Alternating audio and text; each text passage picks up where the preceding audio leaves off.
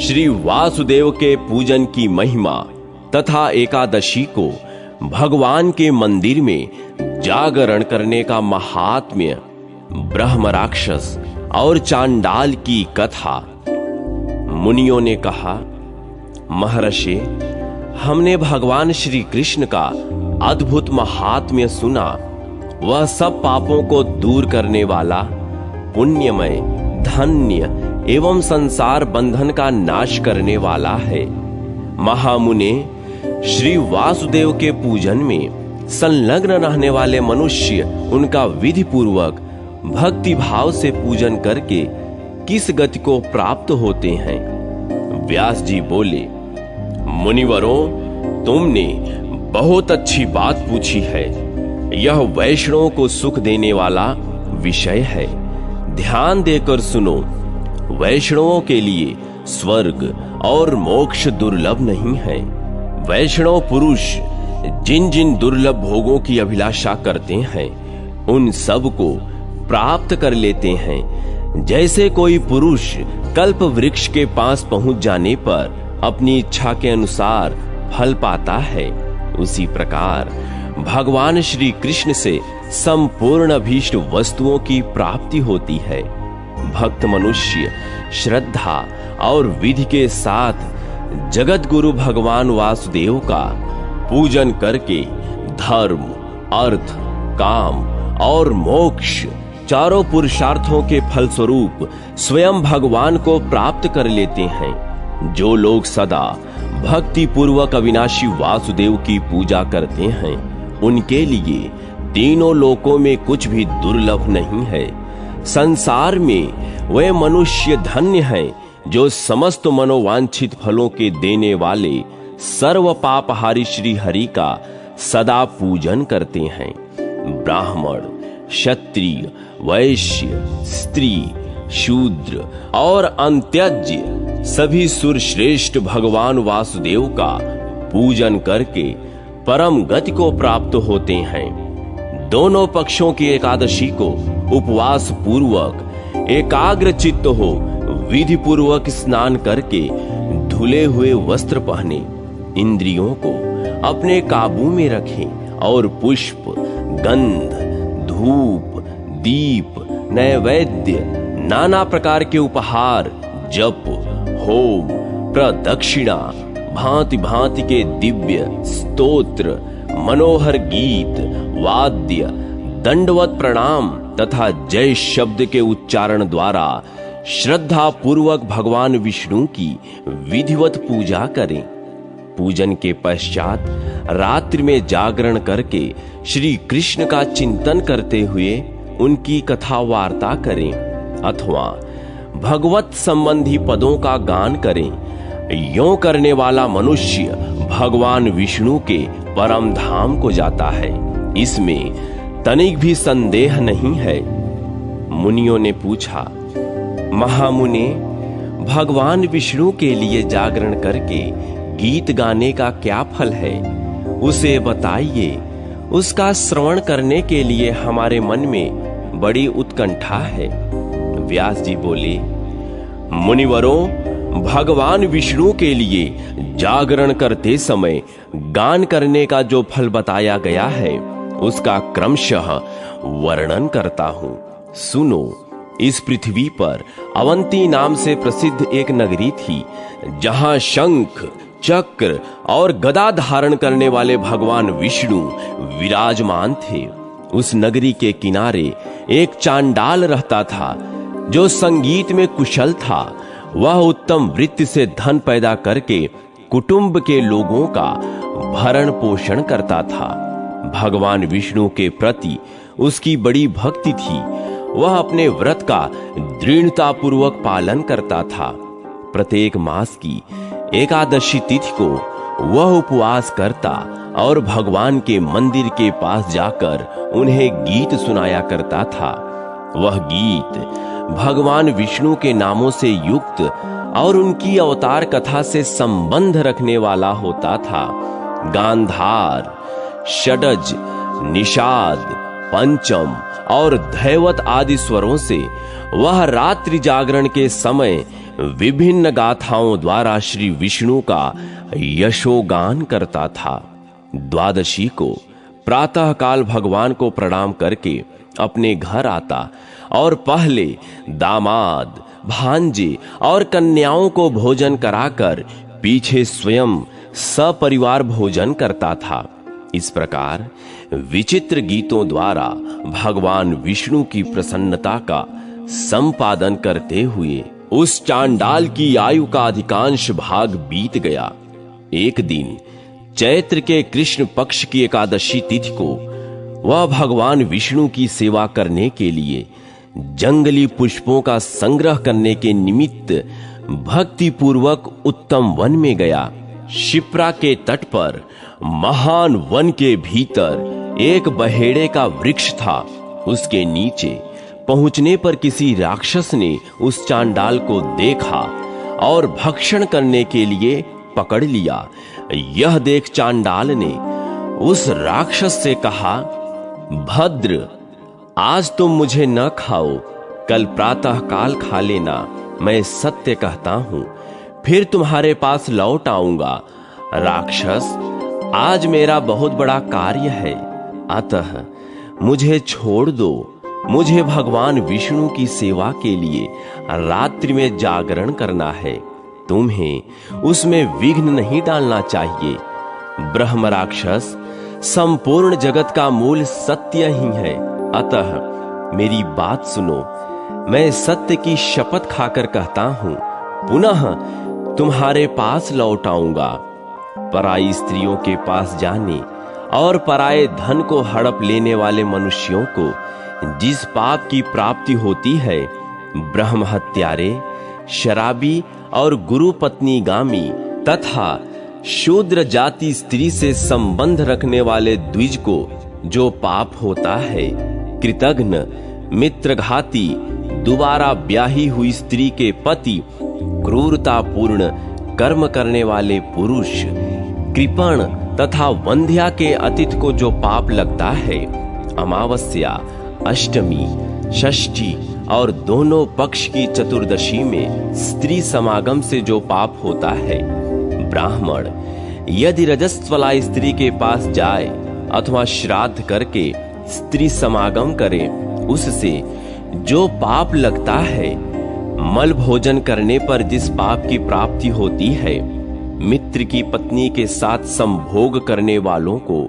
जो दोष प्राप्त होता है, चुगलखोर, दंभी, मायावी और मधुघाती को जिस पाप की प्राप्ति होती है, ब्राह्मण को कुछ देने की प्रतिज्ञा करके फिर उसे न देने वालों को जो दोष लगता है, स्त्री हत्या, बाल हत्या और मिथ्या भाषण करने वालों को जिस पाप का भागी होना पड़ता है, देवता, वेद, ब्राह्मण, राजा, मित्र और साध्वी स्त्री की निंदा करने से जो पाप होता है, गुरु को झूठा कलंक देने, वन में आग लगाने, गौ की हत्या करने, ब्राह्मणाधम होने और बड़े भाई के अविवाहित रहते स्वयं विवाह कर लेने पर जो पाप लगता है, तथा भ्रूण हत्या करने वाले मनुष्यों को जिस पाप की प्राप्ति होती है, अथवा यहाँ बहुत से शब्दों का वर्णन करने से क्या लाभ। राक्षस, एक भयंकर शपथ सुन लो। यद्यपि वह कहने योग्य नहीं है, तो भी कहता हूं, अपनी कन्या को बेचकर जीविका चलाने वाले, झूठी गवाही देने एवं यज्ञ के अनधिकारी से यज्ञ कराने वाले मनुष्यों को जिस पाप का भागी होना पड़ता है, तथा सन्यासी और ब्रह्मचारी को काम भोग में आसक्त होने पर जिस पाप की प्राप्ति होती है, उक्त सभी पापों से मैं लिप्त हूं यदि तुम्हारे पास लौटकर न आऊं। चांडाल की यह बात सुनकर ब्रह्म राक्षस को बड़ा विस्मय हुआ। उसने कहा, जाओ, सत्य के द्वारा अपनी की हुई प्रतिज्ञा का पालन करना। राक्षस के यों कहने पर चांडाल फूल लेकर भगवान विष्णु के मंदिर पर आया। उसने सभी फूल ब्राह्मण को दे दिए। ब्राह्मण ने उन्हें जल से धोकर उनके द्वारा भगवान विष्णु का पूजन किया और अपने घर की राह ली। किंतु चांडाल ने मंदिर के बाहर ही भूमि पर बैठकर उपवास पूर्वक गीत गाते हुए रात भर जागरण किया। रात बीती, सवेरा हुआ और चांडाल ने स्नान करके भगवान को नमस्कार किया। फिर अपनी प्रतिज्ञा सत्य करने के लिए वह राक्षस के पास चल दिया। उसे जाते देख किसी मनुष्य ने पूछा, भद्र, कहां जाते हो? चांडाल ने सब बातें कह सुनाई। तब वह मनुष्य फिर बोला, यह शरीर धर्म, अर्थ, काम और मोक्ष चारों पुरुषार्थों का साधन है। अतः विद्वान पुरुष को बड़े यत्न से इसका पालन करना चाहिए। मनुष्य जीवित रहे तो वह धर्म, अर्थ, सुख और श्रेष्ठ मोक्ष गति को प्राप्त कर लेता है। जीवित रहने पर वह कीर्ति का भी उपार्जन करता है। संसार में मरे हुए मनुष्यों की कोई चर्चा नहीं करता। उसकी बात सुनकर चांडाल ने युक्ति युक्त वचनों में उत्तर दिया, भद्र, मैंने शपथ खाई है, अतः सत्य को आगे करके राक्षस के पास जाता हूं। तब उस मनुष्य ने फिर कहा, साधो, तुम ऐसी मूर्खता क्यों करते हो? क्या तुमने मनु जी का यह वचन नहीं सुना है? गौ, स्त्री और ब्राह्मण की रक्षा के लिए विवाह के समय रथ के प्रसंग में प्राण, संकट काल में सर्वस्व का अपहरण होते समय इन 5 अवसरों पर असत्य भाषण से पाप नहीं लगता। उस मनुष्य का कथन सुनकर चांडाल ने पुनः उत्तर दिया, आपका कल्याण हो। आप ऐसी बात मुंह से न निकालें। संसार में सत्य का ही आदर होता है। भूतल पर जो कुछ भी सुख सामग्री है वह सत्य से ही प्राप्त होती है। सत्य से ही सूर्य तपता है। सत्य से ही जल में रस की स्थिति है। सत्य से ही आग जलती और सत्य से ही वायु चलती है। मनुष्यों को सत्य से ही धर्म, अर्थ, काम और दुर्लभ मोक्ष की प्राप्ति होती है। अतः सत्य का परित्याग न करें। लोक में सत्य ही परब्रह्म है। यज्ञों में भी सत्य ही सबसे उत्तम है तथा सत्य स्वर्ग से आया हुआ है। इसलिए सत्य को कभी नहीं छोड़ना चाहिए। यों कहकर वह चांडाल उस मनुष्य को चुप कराकर उस स्थान पर गया जहां प्राणियों का वध करने वाला ब्रह्म राक्षस रहता था। चांडाल को आया देख ब्रह्म राक्षस के नेत्र आश्चर्य से चकित हो उठे। उसने सिर हिलाकर कहा, महाभाग, तुम्हें साधुवाद, तुम वास्तव में सत्य वचन का पालन करने वाले हो। तुम तो सत्य स्वरूप हो। मैं तुम्हें चांडाल नहीं मानता। तुम्हारे इस कर्म से मैं तुम्हें पवित्र ब्राह्मण समझता हूं। तुम्हारे मुख में कल्याण का निवास है। अब मैं तुमसे धर्म संबंधी कुछ बातें पूछता हूं। बताओ, तुमने भगवान विष्णु के मंदिर में कौन सा कार्य किया? मातंग ने कहा, सुनो, मैंने मंदिर के नीचे बैठकर भगवान के सामने मस्तक झुकाया और उनका यशोगान करते हुए सारी रात जागरण किया।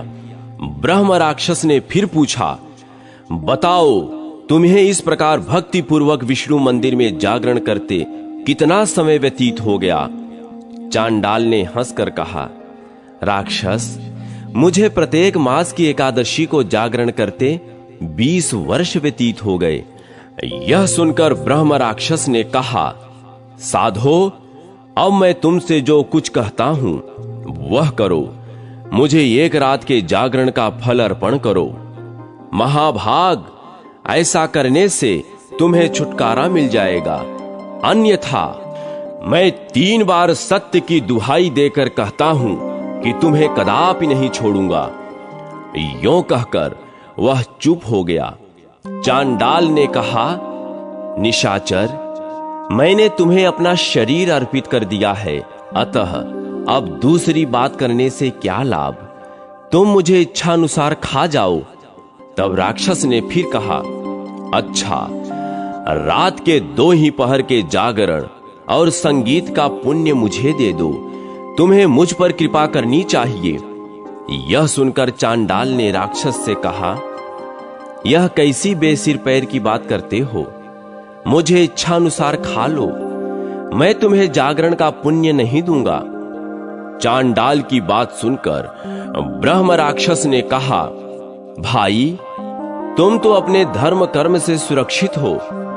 कौन ऐसा अज्ञानी और दुष्ट बुद्धि का पुरुष होगा जो तुम्हारी ओर देखने, तुम पर आक्रमण करने अथवा तुम्हें पीड़ा देने का साहस कर सके।